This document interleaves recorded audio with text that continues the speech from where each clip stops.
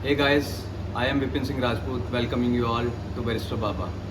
So today we will discuss theft and criminal misappropriation. तो theft आखिर होता क्या है?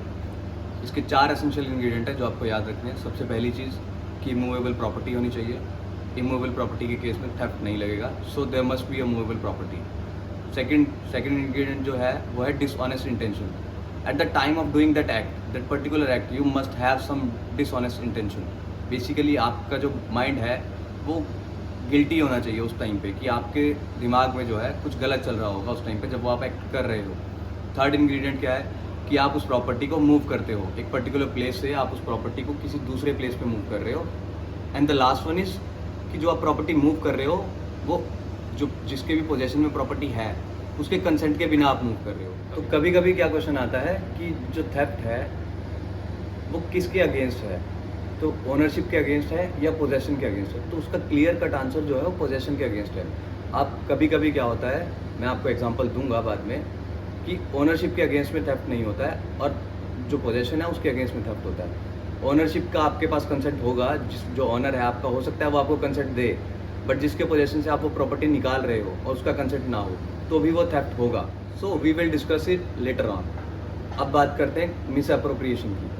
अब जैसे मैंने आपको थेफ्ट बताया और आपको बोला कि जो इंटेंशन है आपकी वो एक्ट कर रहे हो उस टाइम पे ही गलत होती है, बट मिस अप्रोप्रिएशन के केस में क्या होता है कि जब आप वो एक्ट कर रहे होते हो, उस तरह से आप कोई प्रॉपर्टी लेते हो, तब आपकी इंटेंशन जो होती है वो बोनाफाइड इंटेंशन होती है, आपकी अच्छी इंटेंशन होती है, कोई गलत इंटेंशन नहीं होती आपके दिमाग में।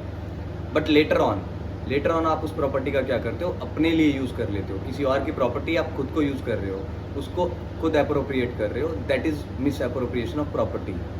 इसका एग्जाम्पल क्या हो सकता है, ये भी पहले तो मूवेबल प्रॉपर्टी के केस में होती है। अब इसका एग्जाम्पल जो मेजर एग्जाम्पल जो आता है वो क्वेश्चन बार बार पूछा जाता है, that you were going on a road, okay, आपको कुछ चीज़ मिली वहाँ पे, किसी का वॉलेट मिला। अब आप क्या करते हो, उसको उठाते हो और खुद यूज़ कर लेते हो, उसमें जो भी पैसे थे, वो अमाउंट था, वो आप खुद खर्चा कर लेते हो उसका, तो वो है miss appropriation of property. On the other hand जब क्या करते हो, आप किसी के पोजेशन से निकालते हो, फॉर एग्जाम्पल कोई जा रहा है, मैं उसके बैग से उसका वॉलेट निकाल लेता हूँ, that is theft.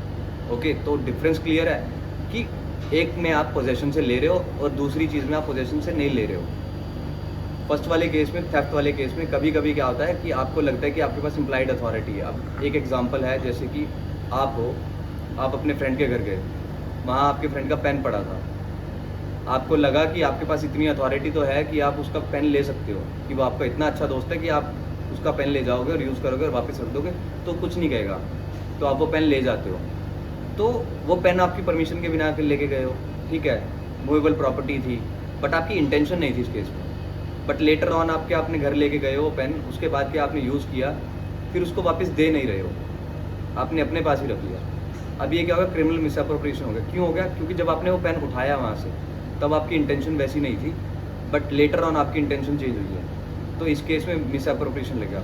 On the other hand अगर मैं कहूँ कि जब आप पेन उठा रहे थे, आपको अच्छा लगा, आपने उसके कंसेंट के बिना वहाँ से पेन उठा लिया और आपकी इंटेंशन थी कि ये पेन मैं चुरा लूँ, बेसिकली माइंड आ गया ना आपका जब आप वो पेन उठा रहे थे, तो दैट इज़ थेफ्ट। ये फ़र्क है सिंपल थेफ्ट और मिस अप्रोप्रिएशन। अब मैं आपको एक एग्जांपल दूंगा, वो आपको बताना है कि वो थेफ्ट है या क्रिमिनल मिस अप्रोप्रिएशन। आप एक बस में जा रहे थे, ठीक है, आपके सामने जो सीट पे बैठा था वो चला गया, उसका बैग वहीं रह गया। आपने क्या किया, उस बैग को उठाया, उसमें चेक किया, जो भी था, आपने बुक्स थी उसके अंदर, कुछ पैसे थे, आपने पैसे जो खर्च कर दिए, बुक्स जो अपनी प्रिपरेशन के लिए यूज़ करने लगे। So what is that?